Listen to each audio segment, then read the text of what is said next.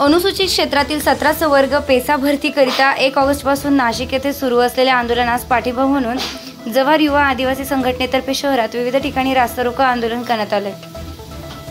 तसेच विभागीय अधिकारी तथा दंडाधिकारी तथा प्रकल्प अधिकारी व तहसीलदार, उपविभागीय पोलीस अधिकारी, गट विकास अधिकारी या सर्व ठिकाणी संघातर्फे निवेदनं देण्यात आली आहे। त्याचबरोबर सकाळी 9 वाजेपासून ते 12 वाजेपर्यंत रास्ता रोको आंदोलन करत घोषणा देण्यात आल्या।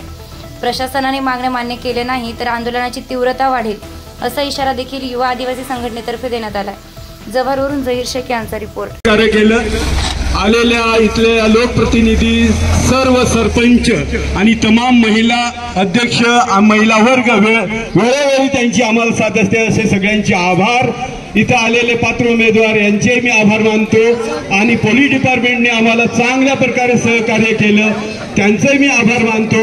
आणि हे आंदोलन आपण त्यांनी दिलं होतं अर्धा तास, आपण त्यांच्या सहकार्यातून 2 तास आंदोलन केलं, रस्ता चक्का जाम केला आणि ही कळ शासनाला पोचावी आणि पेशाचा काहीतरी निर्णय लागावा हाच उदात्त हेतू होता। धन्यवाद। आणि हे आंदोलन संपलं।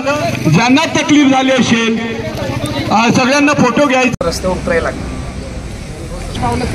रस्त्यावर उतरून आंदोलन करणं, त्यानंतर गड चिंचल्यासारखे प्रकार होणं। जेव्हा माणूस बेकार होतो, जेव्हा सुशिक्षित बेकार होतो, तेव्हा त्याला खायची वेळ म्हणजे खायला भेटत नाही, तेव्हा तो रस्त्यावर येतो।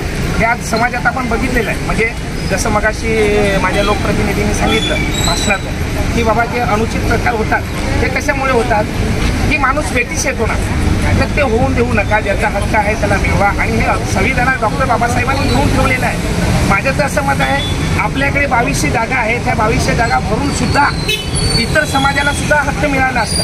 मग या बाकी विकासकांनी हे नाही करायला पाहिजे, नाही करायला पाहिजे। आज विरोध केला, कोर्टाने याचिका दाखल केली। अरे तुम्ही इथं समाजकारण करत असताना सगळ्यांना सांगता की आम्ही पोरांना शिकवतो हा का, आणि एका बाजूला तुम्ही याचिका दाखल करता, हे चुकीचं नाही आहे का?